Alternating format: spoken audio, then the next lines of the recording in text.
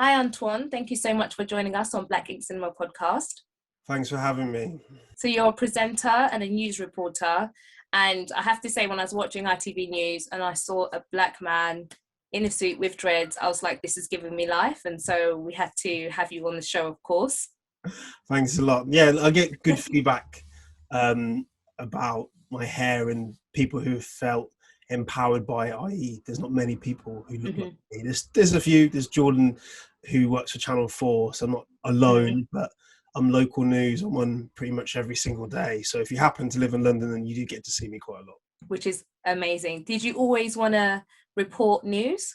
What I want to do is documentaries. So this is kind of a platform to do that. So today I was filming a gun crime documentary. So I was up That's cool. from last night up until 3 o'clock this morning. I went on a raid with the police and we found two weapons, Wow. and the person was arrested for Class A drugs. Conspiracy to supply Class A drugs, I should say. Were you scared? How was that? I wasn't scared because the police don't let you get close enough to do anything really. It's dangerous and such. That's just obviously risk assessment. They can't really let civilians get too close.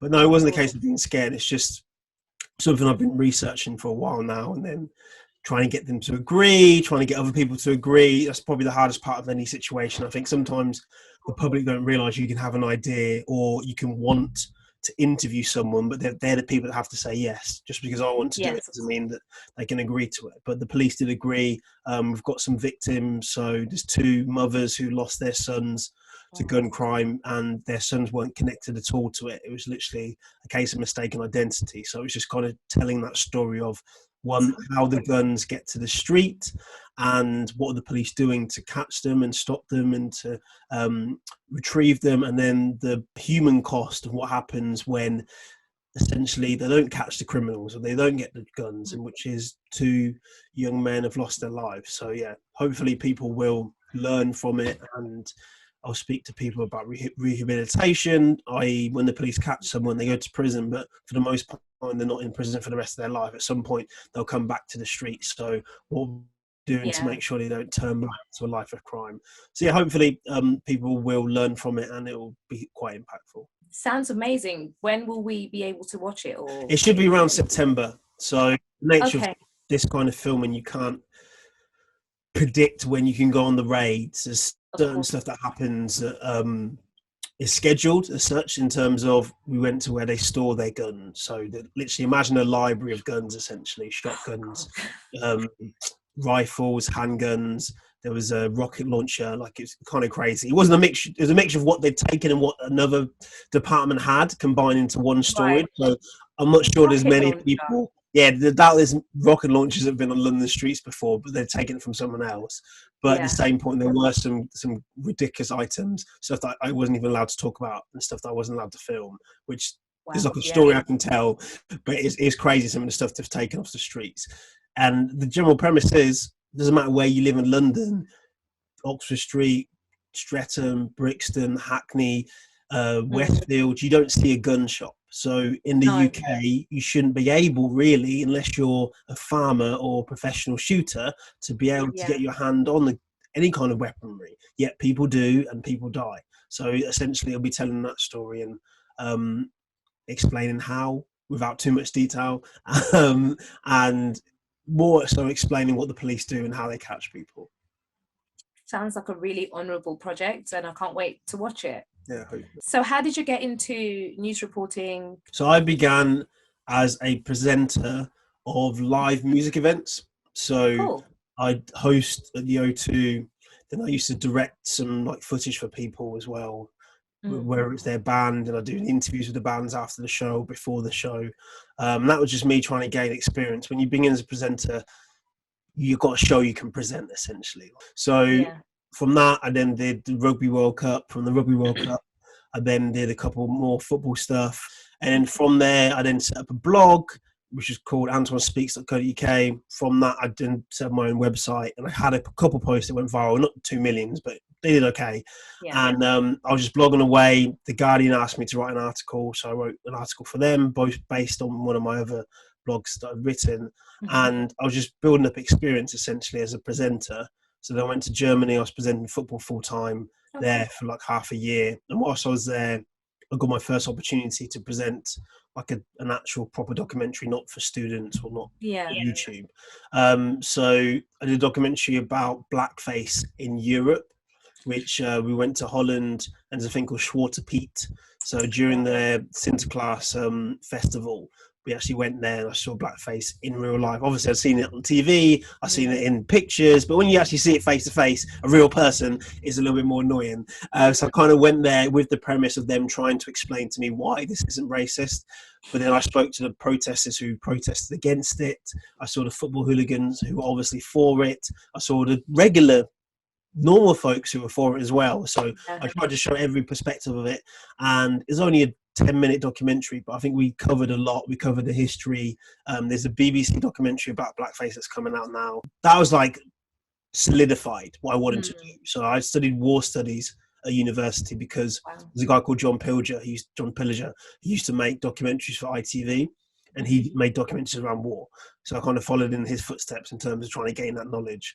And bit by bit, I've been doing more documentaries. Luckily, I've been able to have fun along the way. I've done big sports events, and it's taken me around the world and been able to enjoy life to an extent in terms of meet interesting people, talk to interesting people. And 2 years ago, I was given a trainee role at ITV News London as a reporter. The documentary I was talking about is like the third documentary I've made for ITV. So two before that were about a footballer who moved to Greece, became an invincible, used to play for Arsenal. The other one was about a boxer who became a world champion. It's about a boxer who became a world champion. So each time it's highlighted someone from each time it's highlighted a positive male role model, someone who's overcome some kind of adversity or made a significant change in their life, and then they've had a marquee moment, a milestone, some kind of achievement. And I love that. I do. One of the things that I noticed about your content was that it was very positive, and there was always a story, and it came from a very personal point of view, which is what I appreciated about it. Did you have any journalist idols growing up, or people that you looked up to that drove you into this, like the media sector? I think it's just a case that everybody, especially from the black community, would have seen the Trevor McDonalds and the Moira Stewarts and seen what they were doing in terms of just existing, essentially. Sometimes it's not even what you do, it's just you're in the room is enough. And I found being in that space. Yeah, exactly. I found that myself in terms of people come up to me in the street and they just kind of thank me for being in the room. And I hope that they watch the content in terms of they enjoy the content and they enjoy what I try and do and what the messages I try and bring across and the people I try and highlight. But at the same point, sometimes it's just being happy to know that there's someone there who potentially, at least, is fighting your corner or bringing your perspective, or you've got someone you can turn to. So I've had stories whereby people have reached out to my family members who then contacted me. I had that's so cute. Yeah, I had a former soldier who wanted to talk about the racism he faced in the army, and that doesn't happen that often when it comes to soldiers talking about that. I had different people who I'd worked with in previous lives. So I was an Arsenal steward for a while, and one of the guys I know, he is a sports psychologist. So when I did a report about the racism that Saka, Sancho and Rashford experienced, I was able to give him a platform to use his skills to tell the story of the emotion that they would have gone through, not depression, but the mental anguish of being in such a high pressure situation. He then yesterday or earlier today, he made a report with Channel 4. So you give an opportunity to one person, other people see, then they go on to do other things as well. So sometimes it's inspiring. Exactly. You can give them a person to open a door for them that might have been closed before, simply because people didn't know they existed. There's been good times like that. Awesome. So obviously you've probably experienced a lot of stories and come across a lot of people. Is there any particular stories that stick out to you, or that anything that you've ever reported on that just stuck in your mind? Probably the story of Alexander Karim. So Alexander Karim was walking to the shops like a year ago and a month and he got shot on the way and he died. And I go to that road. So it was a case that maybe I could have been walking on that road that same time, and Yeah. just the car that drove up to him could have drove up to me. When I spoke to his mum, like the same tears his mum has, my mum would have. So it was that story that made me think, how the hell are people getting guns in London? Like, even though like some Yeah. people know, like sometimes I comment about it when I'm trying to promote what I'm doing. People are like, yeah, it's obvious. Da, da, da, da. I'm like, it's not obvious to everyone. It's not Yeah, obvious. it's really not obvious No, to everyone. exactly. Like some people, yeah, because Yeah. you're about that life. Most of us aren't about that life. Yeah. So it's I like, still get scared when I'm in Westminster and I see the big machine guns, and I'm just like, I feel yeah, really awkward. I just yeah, feel when they walk uncomfortable. around.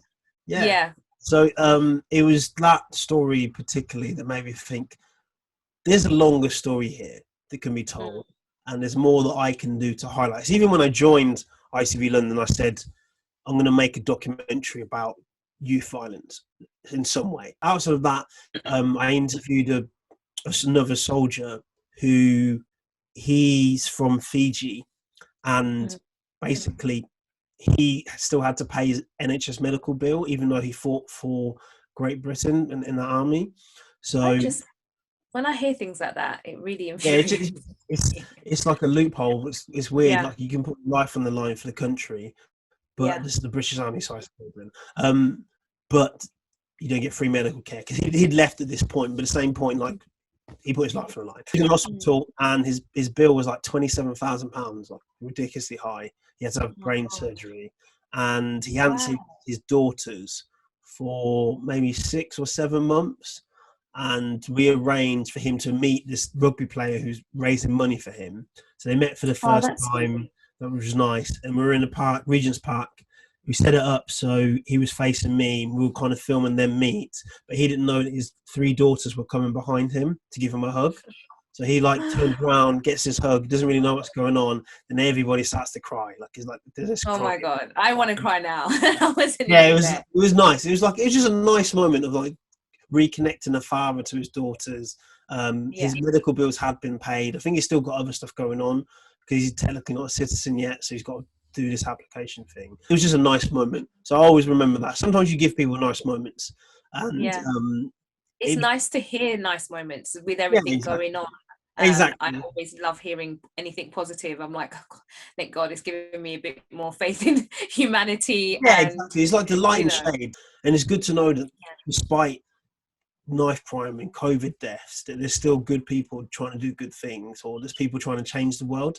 And that doesn't always Yeah. make national news because it's national. Like, so every area will have something bad that's happened, and then that gets squeezed in to the whole of a national broadcast. Whereas local news, London, despite it being a huge area, you can still have half the show be newsy, as we say, and the second half can be more human interest stories. You touched upon COVID and the year, everything that's happened this year.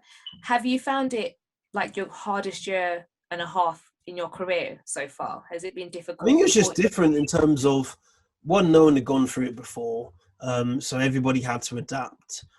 Two, there's a lot of information out there, and there's no point pretending that every journalist is a scientist or is a doctor. Mm, So even then, we have to put our trust in the NHS, and we'll ask the questions mm, that need to be asked. But the professionals will know that stuff. So obviously, there's the health correspondent who's more clued up in this stuff than I am. But at the same yeah. point, we often forget that they're specialists in things for a reason. Because I wrote a post recently for anybody that's into wrestling.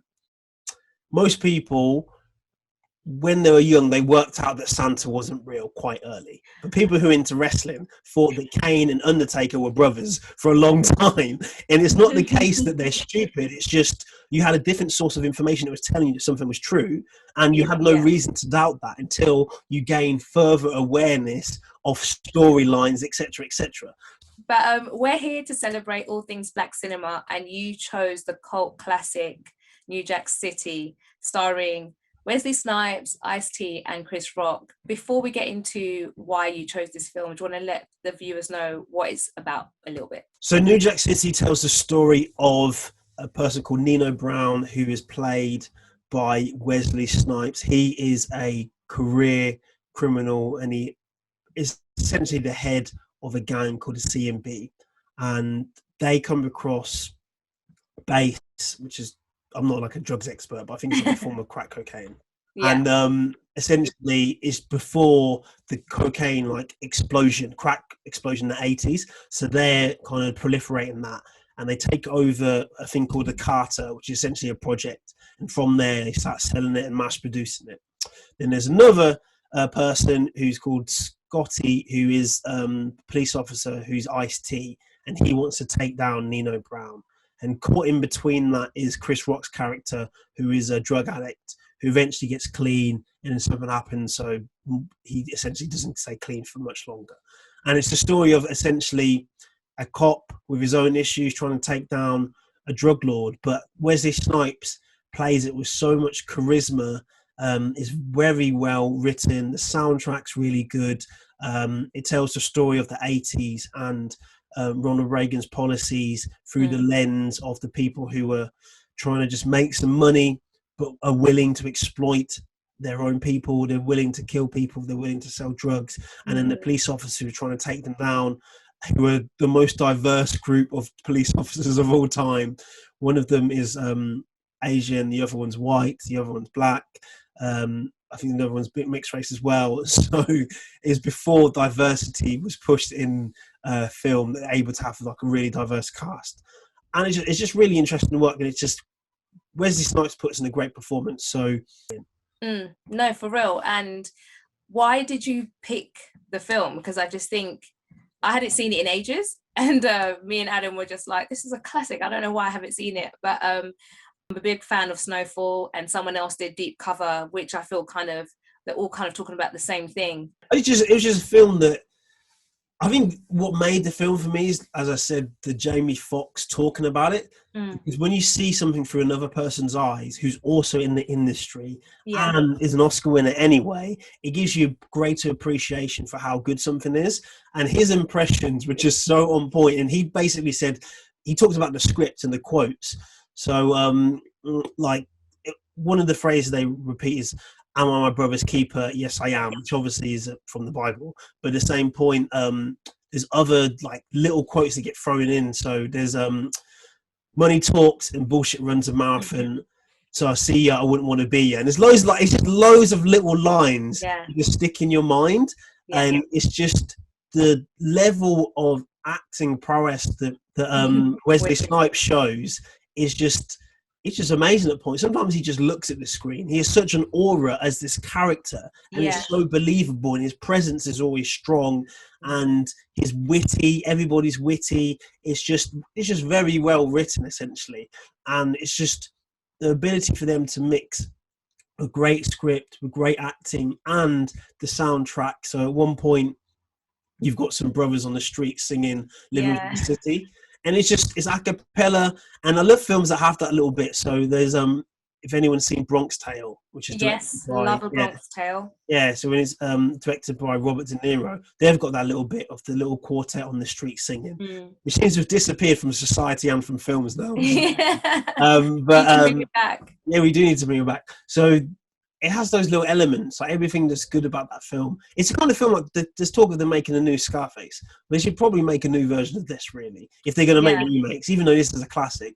But I think maybe not make a new version, just do another film, because I feel like that story can be explored even further, as we're seeing now, and we're looking back at history of how the government played a role and all these different things, and the birth of crack cocaine in certain societies and how that was the breakdown of certain neighborhoods. So I think you could always educate people that are completely unaware and just be like, those people just want to take drugs, and those people exactly. And you will allow people to have a little bit more compassion and understanding that actually the chips were stacked against them, and it's kind of set up. Also, it shows the hardness from Chris Rock's character. When you're addicted, to try and get clean, it's not an easy process, and you can have the best will in the world, but that little bit of temptation can take you back down the rabbit hole, and that's what happens to him essentially. And it's a situation where a lot of people go through that.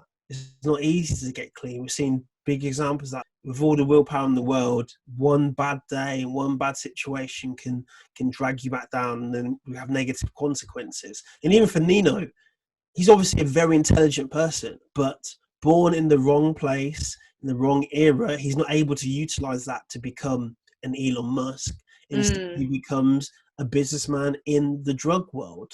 So it's very rare that any person that becomes good at anything in life wouldn't have transferable skills that could be used for a positive thing. It's often a case that some kind of drug kingpin could have quite easily been a Fortune 500 business CEO. It's just that where he lived, you couldn't get into that school. You didn't have that teacher. You didn't have that tutor. You didn't have that program that can drag you in. So your idols, your role models were other criminals. So you followed that path, and then you used your intelligence that you had, that you learned from the streets, that got you all the way to the top, and then you end up hurting people along the way. But at the same point, I would say, if you take that person out of that situation when they were younger, they'd be a completely different person. You're not born to be a drug dealer as such. Exactly. So Nino would have had that energy, that confidence, that drive, that business acumen, but he could have put it towards something positive if there's more opportunities for him. But there's no opportunity, so yeah. And often what you see, or what is depicted, is that a lot of these drug lords are quite intelligent, and it's just circumstance that has led them to this. So you can imagine, like you're saying, if they had different circumstances and were raised in a different environment, that they would be super successful and rich, so to speak. Interestingly enough, this film is made 6 months apart from Boys in the Hood, and which is another cult classic, a little bit more aggressive and darker in its approach of storytelling. But do you have a preference in the two of how the stories were told, or you? I think they're both told really well. I think both show the duality of existence when it comes to crime. You've got, in terms of Boys in the Hood, you've got Trey, who is just trying to go to university, trying to pass his test. His friend is trying to get a scholarship, but his brother, Doughboy, is into crime. And the same point, even though you're somewhat into crime or you live in that gangster life, you've still got other family members who are just trying to live a normal life. And that point whereby they cross paths with that other gang is what ends their life. And it's negative masculinity. If either party had backed down and just kept it moving, then the brother will be alive. Instead he dies. So it just shows that within any community, there's multifaceted stories. There's different people who are just trying to survive, and not everybody makes it out. Boys in the Hood was kind of an example for me, because I grew up with just my mum in my house, and I'd go to see my dad at like school holidays. So I was like, that situation, my mum would always be like, oh, I'm going to send you to live with your dad like Trey. So I always had that connection with Boys in the Hood from more of a negative perspective than a positive one. But again, they're two classics. I think Boys in the Hood has that more universal example for life. So most of us aren't in gangs, and we're not taking crack cocaine. But at the same point, with Boys in the Hood, a lot of us come from single parent backgrounds. So there's lots of crossovers in that storyline that we can relate to, or we know that friend that is good at sports and could go somewhere, or we know that friend that's maybe living a more negative path but just needs a right person to talk to them. So it's got more universal crossover, I think. And going back to Wesley Snipes, this seemed to be his breakout role. Before this, he was famously known for being in Michael Jackson's video. How did you fare his performance in this? Because for me anyway, I just felt like he was, for it being his like debut, so to speak, he really stood his ground. He was really menacing, and he had that, like, I think what most kind of villain main characters have, which is charm but are scary all at the same time. I think there's a case, even during the film, they play Scarface, and he's somewhat the black Scarface to an extent, with Wesley Snipes' own twist, his own charisma, his own confidence, his own acting ability, which is completely different to Al Pacino's. So he just kind of embodied that role, and you believe Nino Brown. You believed his anger. You believed in his charm. You believed when he's in the club and he's dancing, he's having fun. You believed that, he says my brother's keeper, but he's going to cheat on his friend's girl. So you believe all that stuff, because Wesley did such a good role.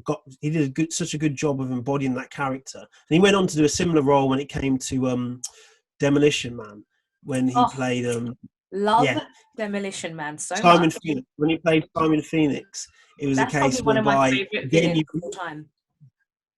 yeah, and he's so good at that. And there was a period I would say with acting, you have different periods where one actor's the guy. So at that moment in time, Wesley Snipes was the guy. Yeah, Before he that, was the man. Eddie Murphy was the man. After that, Will Smith became the man. Yeah, And The Rock's the man in this era. So yeah, it's like, obviously Denzel's been all the way through, but yeah. these action type roles, and they're all different as well, which Mm, is weird. It's like Snipes is very different to Eddie Murphy, and Eddie Murphy's different to Will Smith. yeah. And I think that was Snipes' his chance to show what he could do, and he just needed the scripts, and he just needed the movies to allow him to kind of show his full powers as such. And Demolition Man did give him that chance to do that. After that, there wasn't many opportunities to really show what he could do. Yeah. But in this role, is a classic film, classic performance, and like I said earlier, Jamie Foxx says it's Oscar worthy. I thought it's Oscar worthy. Yeah, for sure. Yeah, It was. Until when he did Blade, which I adored Blade. I thought it was brilliant as someone who likes that genre of film. But you did touch upon Scarface. Talking about drug lords, is he one of your favorites compared to Scarface, of course, and Walter White and Frank Lucas and all of those people? How do you think he fares amongst the infamous drug lords? I think Scarface has such a cult following. Be careful what you say, okay? With It will come for you. yeah, with every MTV Cribs you watch is always like, and I've got Scarface in the DVD collections where people don't even have anymore. And it's Al Pacino. Do you know what I mean? He did an amazing job. But then I went for a phrase which everyone goes through. Where I watched all the mafia movies basically. So I liked Goodfellas. I like Casino. I like Godfather. The Bronx Tale, as you know. So it's a situation where there's lots of great characters out there, and Tony Montana is obviously again super strong. You believe what he goes through, but then my favorite Al Pacino performance is Carlito's Way, where he's a guy who's come out of prison and he's trying again to just go straight, but the lifestyle just drags him back bit by bit. And again, a little bit of negative masculinity, like midway through the movie, drags him back into the lifestyle because he was born like that in terms of that areas. Like, you act a certain way when certain people do things to you. He could have walked away, didn't walk away, and then by the end of the film he gets the repercussions of that. So Carlito Way is probably one of my favorite films. I probably put that over Scarface actually. Yeah, This is more of a mature performance by Al Pacino. I would agree. Recklessly, I would agree. But going back to New Jack City, the fashion, it starts off in the late 80s and it goes into the early 90s. The fashion's amazing. Do you have any favorite like scenes of Wesley when he's wearing the amazing outfits? Like, for me, it's the white suit. Yeah, I was going to say that it shows at that moment he goes from, at the beginning of the film, he's like Run DMC in the open top Jeep. Yeah. And then as soon as they take over the Carter and the money starts coming in, he goes and gets that suit tailored. And as a man, like, when you're doing okay, you can get a suit tailored. It's like a little milestone in your life. It's buying your first car. It's, if you're into watches, it's buying a Rolex. Yeah. Getting a suit tailored is like, actually, this is designed for me. It's designed for my body. It's not just off the peg. It's literally, and it fits you perfect. It's like a glove as such. So you could know visually, if you know what it's like buying suits, you knew at that point they're doing well. Yeah. So you didn't need to see the chain anymore. So the first point is in the 80s, so the Run DMC look, it's you trying to express your wealth to other people. Yeah, the excessive chains and Exactly. gold. But then by the time they've actually made it, yeah, the suits are still pretty flamboyant, but at the same point, he doesn't need the giant chain anymore because he's living the life. The house speaks for it now. The car speaks for it now. He's already confident in himself that he doesn't have to express that much. But yeah, that white suit was really nice. And then throughout that film, whether it's the glasses they've got, the hats, like, everything is on point. Like, they really had attention to detail. Like, he's still a gangster, so he's still going to be quite show off in terms of stuff. And also, it's like American Gangster in terms of the way that he deals with the Italian mafia. Yeah. Even though, like, criminals are criminals, but at the same point, you don't always want to see brothers at the bottom. And it's him trying to stamp his authority. He's not going to let people abuse him. If he's going to exploit his own people, at least he'll be exploiting himself rather than giving 10% away, which is still messed up. But it just shows that he's grown in confidence. He's no longer the messenger for other people, and he's not going to let anyone talk to him however he likes. We were talking about earlier how at the end there's that infamous speech of Wesley Snipes when he's basically blaming the US government for why this crack, and he's just kind of, you know, if you can't beat them, join them. Yeah. Kind of thing, which I love that speech, and I think it's gone on. It's one of those things that just keeps circulating over and over again. I mean, we touched upon it earlier, but how do you think that speech went down in the film? Like, I think it's the film itself. Obviously, the director is speaking through characters to make sense. That's obviously a statement of Nino really making a political statement on the socio-economic status of inner city people, especially black people at that particular time, and that if the government aren't going to help anyone, then he's a businessman, he's going to find his way to do things, but the government does the same thing in other countries.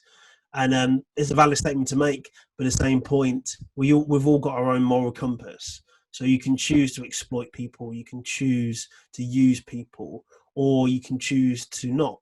You can choose to, if you know that everybody's in quicksand, you could either work together to get out of the quicksand, or you can be someone that's trying to step on someone so you can get free. And Nino was someone that was trying to step on people to get free.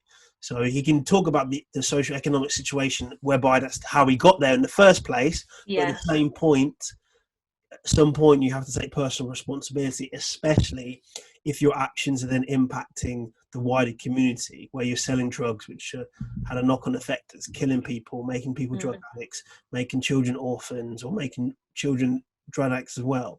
It's not really the same as if you're money laundering just a bank and is a faceless entity to an extent, even though obviously there's still consequences when you do that. But when you're actually selling an addictive substance directly to people, you have an impact on their lives. And as you see from the film itself, they show all the addicts who are just like drones and zombies in the courtyard. So yeah, you can make excuses and you can compartmentalize what you've done, but at the same point, the consequence of your actions speak for themselves. Yeah, I think it's something he tells himself just to keep going and do what he's doing. An argument can be made that maybe legalizing drugs could help tackle the problem, and then people are not doing it in the way it is. I don't know. Maybe, but then alcohol's legal, and there's plenty of people who are drunks because of that. And dying from alcohol poisoning. And exactly. And then when they tried prohibition, people then wanted to drink anyway, so they were drinking something that's probably even worse. So it's hard to have any kind of balance. It should be a case where it could be a case where it's legal, but then the degree to what people want. So obviously there'll be some people who want a stronger substance, but then if you regulate it like this is the strongest we'll sell, they still might end up going to their drug dealer anyway. But then also, like example with cannabis, they found that the black market was still cheaper than you go into the store, simply because the store's paying taxes, it's got VAT, etc., etc. The black market guy's not doing that. So it meant that some people stayed with the black market. Other people who probably never would have tried cannabis at all then went to their local shop and they did it, and now they're doing it. So it has a double-edged sword, essentially. Obviously, there's some places that are doing well with legalization, and other places aren't doing so well. So it's hard to manage unless you've got a strong enough healthcare to deal with those people who then do become addicted. You've already got on a Saturday night lots of people who be in A&E because of alcohol abuse. If that was propelled with even more people who are legally taking drugs, who might be behind the wheel of a car, might operate machinery, etc., etc. It'd have to be managed a lot better than this country's been managing other things. 100%. You never know what the solution is, essentially. Yeah, it is very tricky. You touched upon the phrase that is a theme throughout the film, "You're my brother's keeper," and at the end of the film as well, there's a little paragraph which I felt the filmmakers were trying to have us as a community be responsible for each other and have accountability. But then when you fast forward now and you look at what the government's responsibility was and what they did to bring crack, into the country and stuff like that, it can be a little bit frustrating. Do you feel like there was a deeper message with that, I'm my brother's keeper? I think the deeper message is similar to other films whereby they try and make the point. I was trying to think of the film. There's a film called Other Guys, which is Will Ferrell and Mark Wahlberg. Yeah. And Mark Wahlberg is like, he kind of quotes Batman, but doesn't quote Batman. He says, "Oh, they're having the funeral." And then Mark Wahlberg's like, "We're going to be the guys.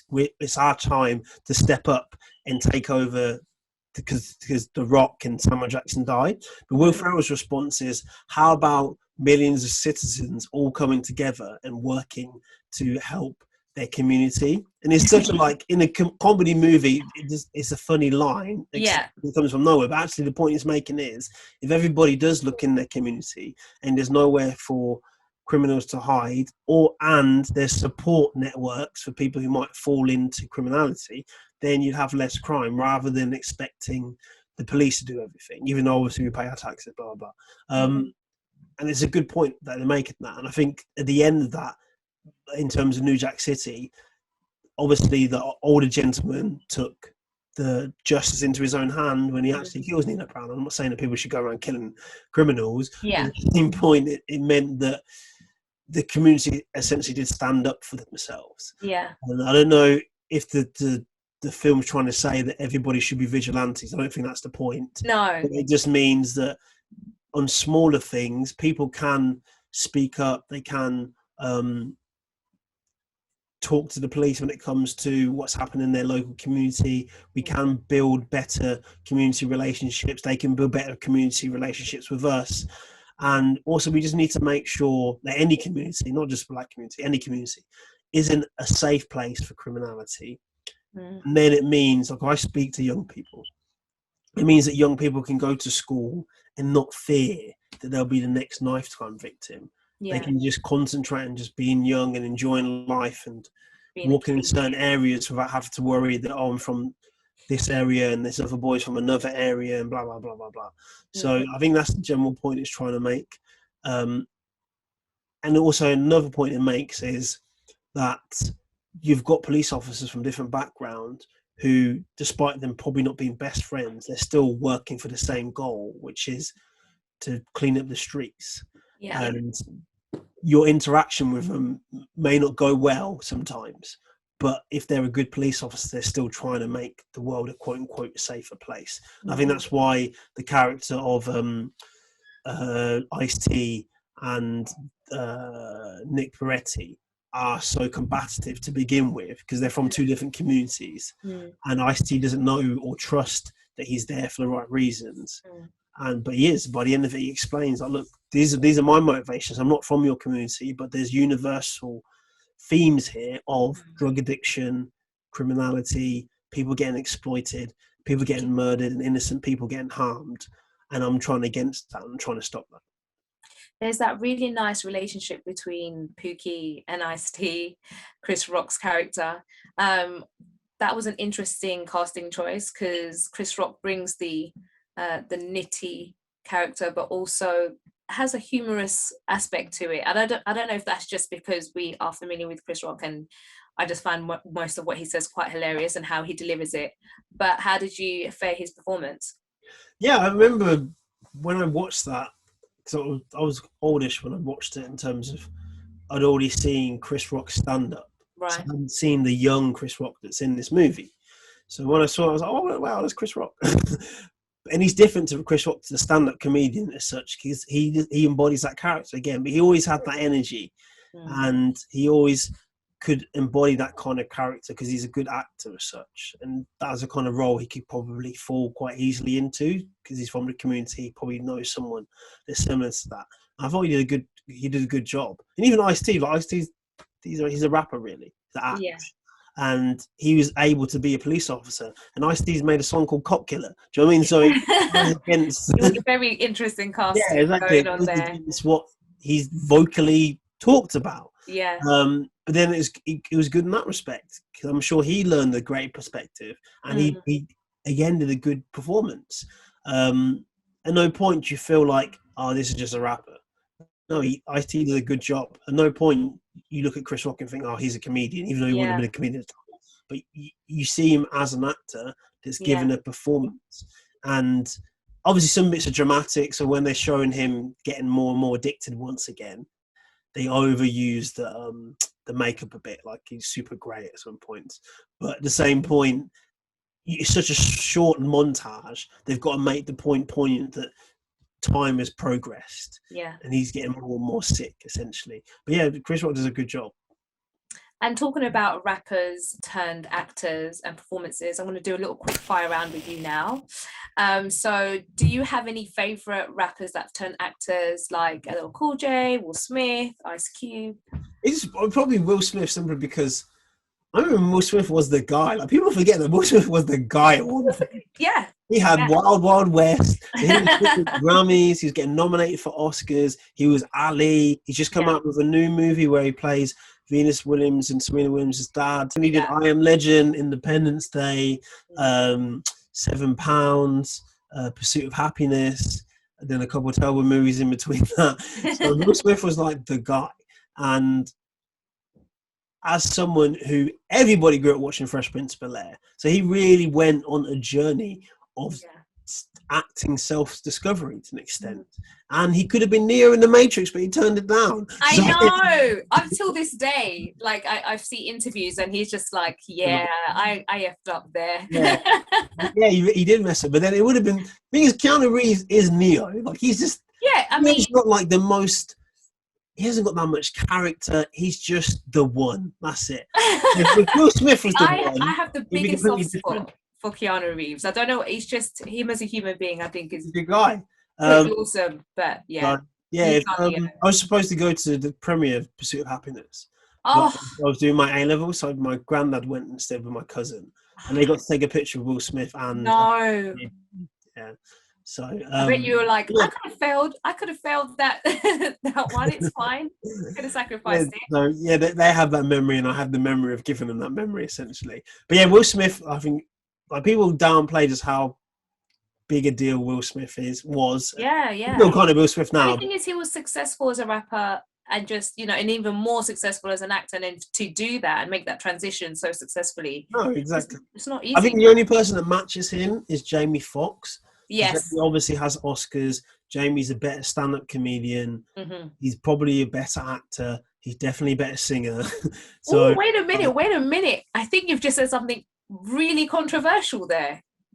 Not really, because Jamie's got Oscars. So. I know, but this is... If you compare like for like, Will Smith did Ali,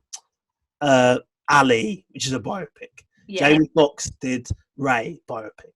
Jamie Foxx is Ray, because he can play. Whereas Will Smith was a good Ali, but it wasn't like Oscar worthy. So he got nominated but didn't win. Jamie Foxx, after that, he's good in Django, even though it's a limited role. And Django was supposed to be Will Smith. Will Smith read the script and he said, "There's not enough dialogue for this guy. He's not the main character." And really, when you watch Django, he's not the main character. Christoph Waltz, the character, way more line. Yeah, that's why Will Smith turned it down. I don't know. Jamie Foxx did an amazing job. Jamie Foxx. But when Jamie Foxx does Jarhead, when he plays like a sergeant major, he's really good at that. So Jamie's really strong when he wants to be certain characters. No, I love Jamie. I'm not disagreeing. I just think that's an amazing controversial statement. I don't think it undermines Will Smith either. Will Smith is amazing in his own right. I just think that Jamie's levels above in terms of he can really embody different characters. Yeah. He's a chameleon. Yeah, Really good chameleon. exactly. And he's super talented in terms. He can do piano and do comedy at the same time. Yeah, he's one of those really annoying people that are just you're just too good at everything. It's like multiple superpowers. Everyone else just wants to fly, and he's out here with flying, X-ray vision. Yeah, just doing teleporting. Yeah. The works. We touched upon music earlier on, and there's some cameos in there by Teddy Riley and Keith Sweat shaking his hips. Guy's in it as well, so is Flavor Flav. Yes, Flavor Flav. Were Guy the ones who were singing? Yeah. Yes, around the bit. I feel like my youth was just coming back to me. My brother playing all these like CDs, but yeah. Are you a fan of swing? I loved all the music in it. So I'm like an old school person. I don't know any new music at all. So I just enjoyed the whole soundtrack. Like I loved the soundtrack for Bronx Tale. Like I love that soundtrack. Like that era, it's just slow and it fits everything. And even like the more Italian music, because it just fits that era. So I love those soundtracks that really propel the film forward. Sometimes it seems like in our time now they'll just get a famous rapper to do a song or a movie. It doesn't even fit the movie. Like at no point does it fit any scenes in the movie. It just happens they wanted a big name so they could promote the film. Whereas back in the day, any song was in a particular scene, or if there was a musical interlude, it was they're in a club and the performer or the group's actually in the club performing, and they just happen to be the background, which is quite cool now.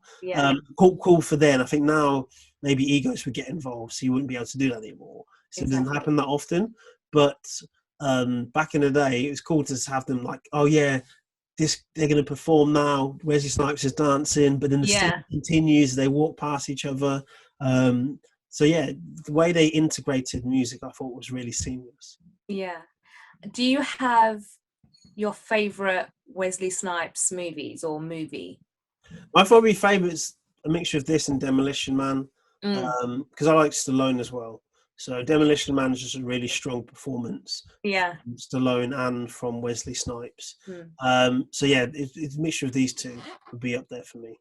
What's your most underrated Wesley Snipes film?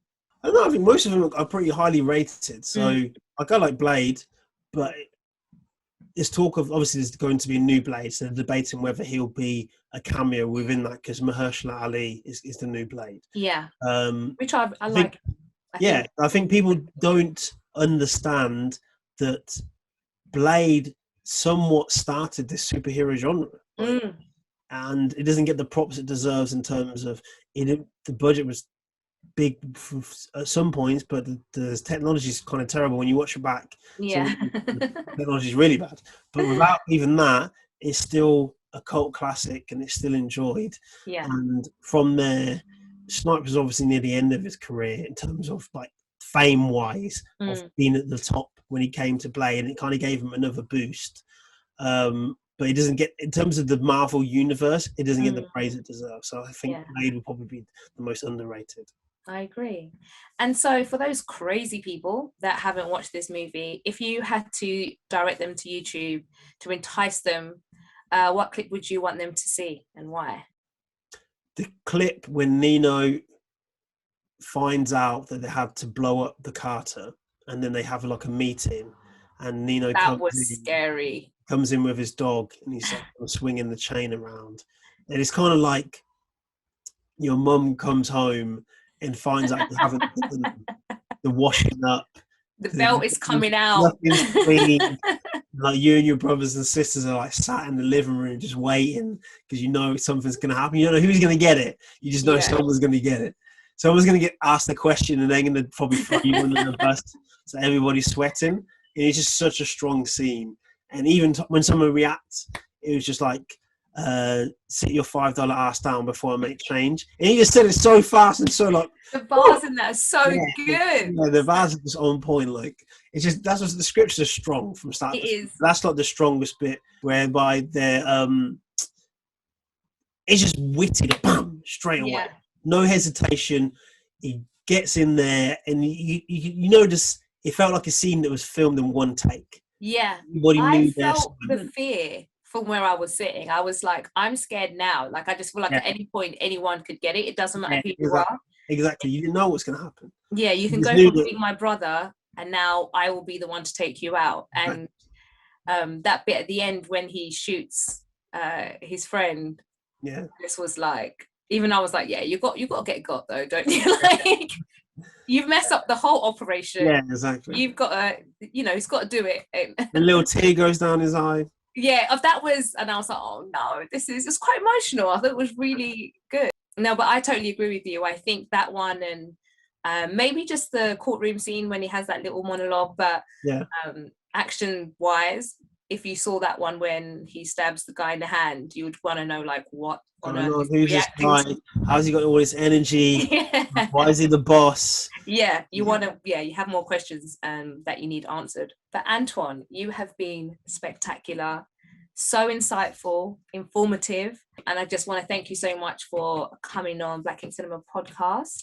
Thanks for the opportunity. I look forward to seeing the rest of the episodes and people discussing their films. It's been a good chat.